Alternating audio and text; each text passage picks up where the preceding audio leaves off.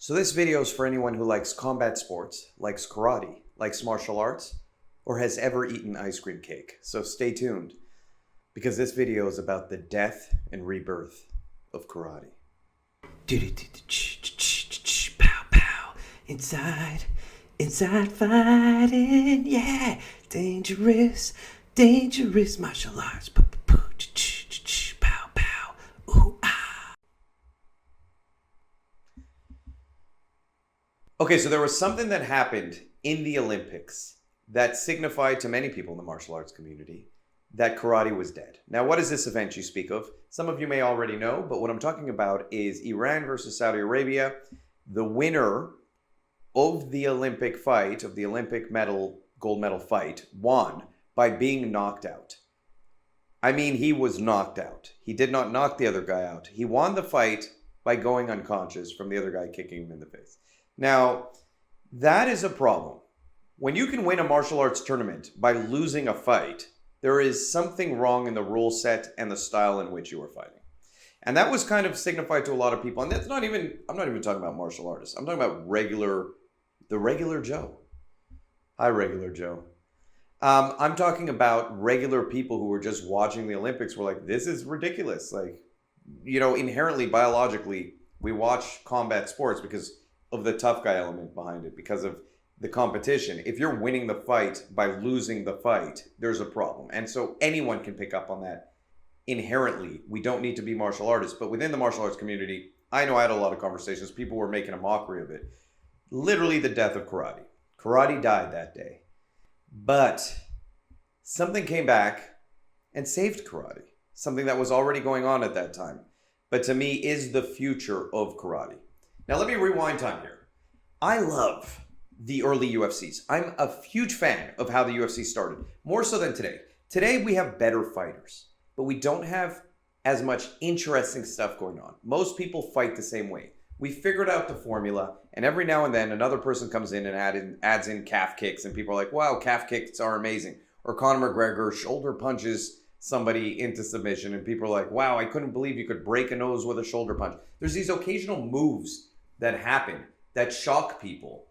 But overall, when you watch a fight, you know that it's Muay Thai, boxing, wrestling, Brazilian Jiu-Jitsu, and then Khabib brought in Sambo. And there's some other guys who throughout the years who were interesting, like you had Chung Lee doing Sanda, so you had a temporary Sanda guy in there.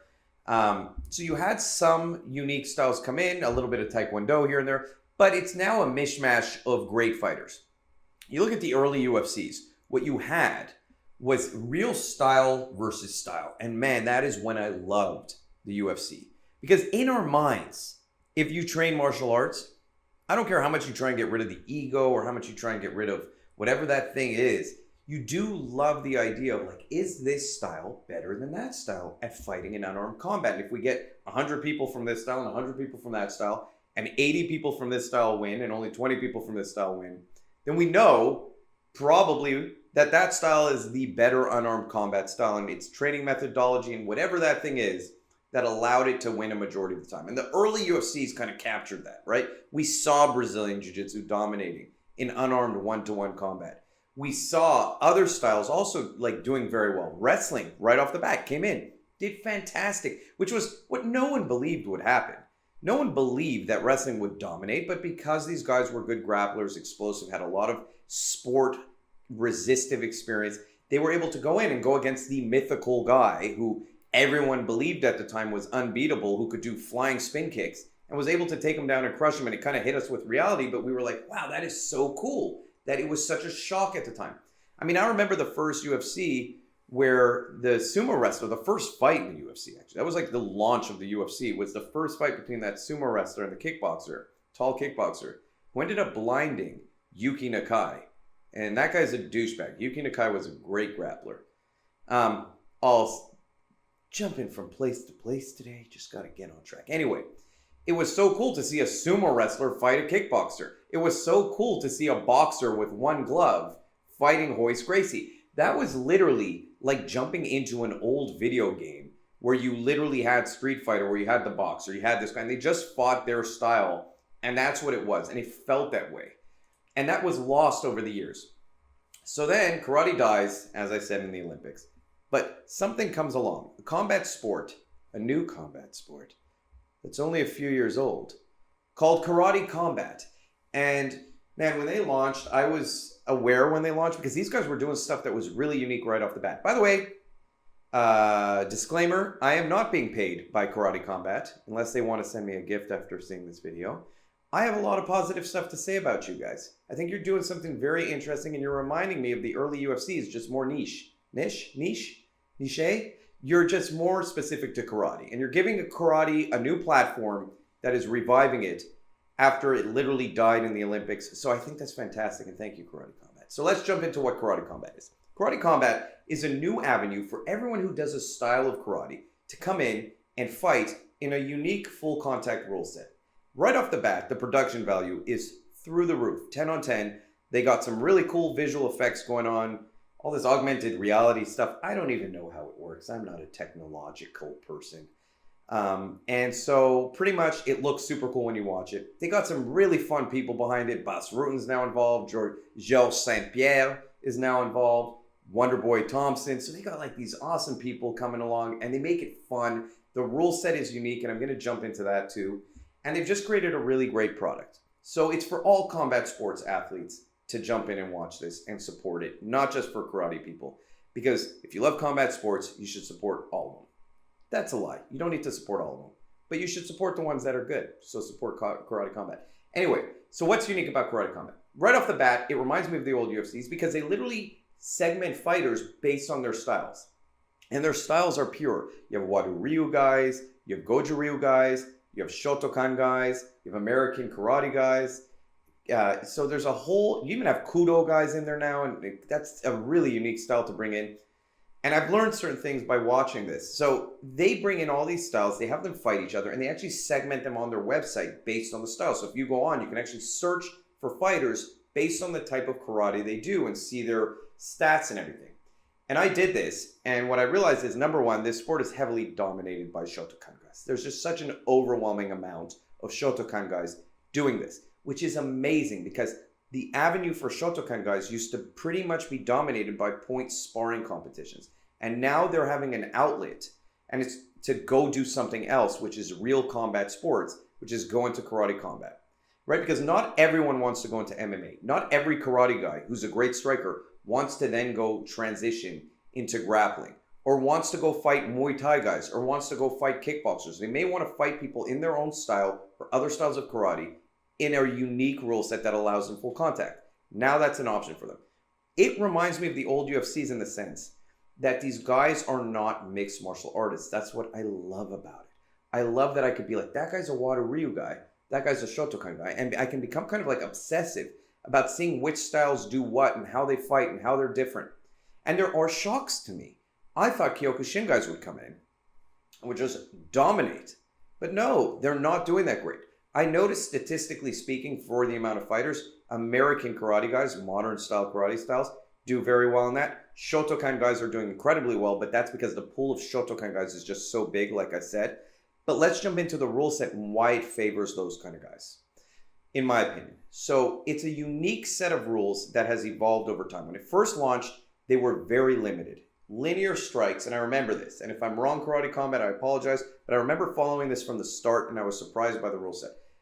You were only allowed to do linear strikes, like real karate style, kind of pulling the idea back from the old katas that these strikes have to be linear, that Shotokan mentality. They didn't allow uppercuts, hooks, knees, and there were certain limitations with where you could kick. Now, it's evolved over time.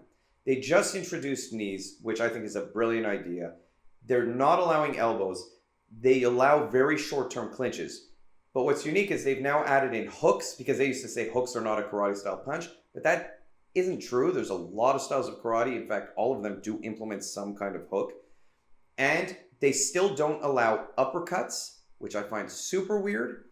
And they don't allow, I don't think you're allowed a center line kick to the face. In other words, you can't Anderson Silva or Lyoto Machado, Vitor Belfort in the face and knock him out. So they don't allow that. You're also not allowed to clinch in a traditional Thai way, hold the person and knee, but you are allowed takedowns and you are allowed striking on the ground for a limited time, and then they stand it back up. No submissions. Here's what I'm going to say about this rule set, why it favors Shotokan, guys, and why I think it's actually a very unique rule set. I've talked about Shotokan in the past.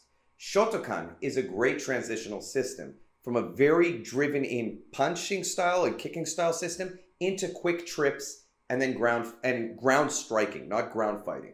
So they have a very unique approach to how they created the system, and what it's allowing people to do is allow a Shotokan guy or a Wado-ryu guy or a Goju guy to step in, implement their sweeps while also trying full contact punches and full contact kicks and now flying knees and stuff like that, which is beautiful because the only other system that I can think of right off the bat that's a striking system, pure striking system that allows that kind of thing is Sanda or Sanshao. You know, I'm leaving out things like combat sambo because that's really going into the realm of MMA. Kudo is going into the realm of MMA. But if you look at like pure striking styles that are like karate-based styles or other competitions, there's not many out there that would allow that kind of full contact into strike, into takedown, and then continue punching on the ground. In fact, Sanda does not allow the continued punches on the ground.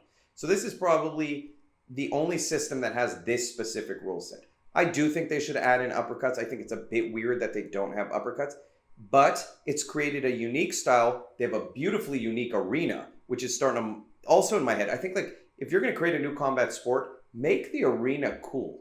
Make it interactive, because the arena they have has like these slopes and people are like flipping off of this thing and kicking the guy. You get stuck against it and they're doing these crazy flying knees into each other now. Like they're doing all types of crazy stuff because of the arena that's allowing the sport to evolve. And the sport is new, so I see so much potential in it to evolve over time and to actually grow in popularity, which it's done very well very quickly.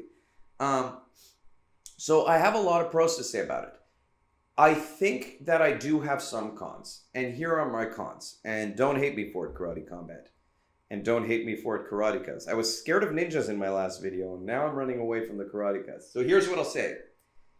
This striking and the entire kind of like the fights are a little bit messier than what you'd see in a style that had evolved this way over many, many years. In other words, I can see that it's new. I can see that fighters are still figuring it out. And I could see that the sport itself is still figuring it out. And so it's in its growing stage right now where they're changing the rule sets more often than you would expect.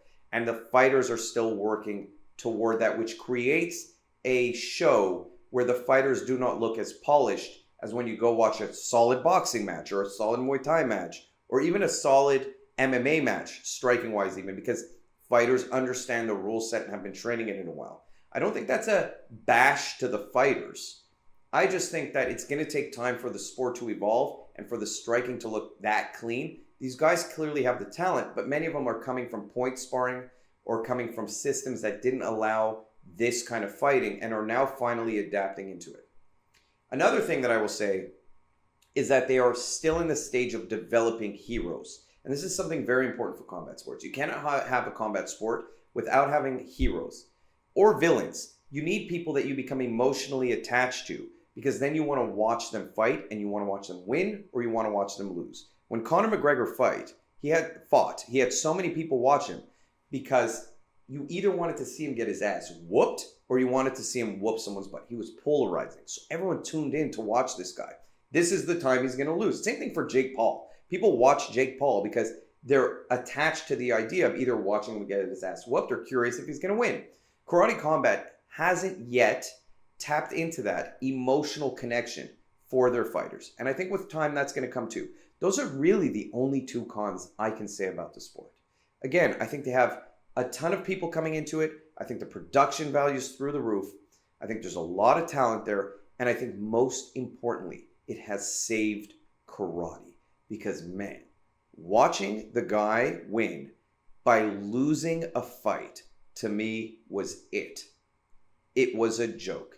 And then this is an outlet now where real people who like to fight, I don't believe the other people were fake people. They were real people, so I don't know why I said that.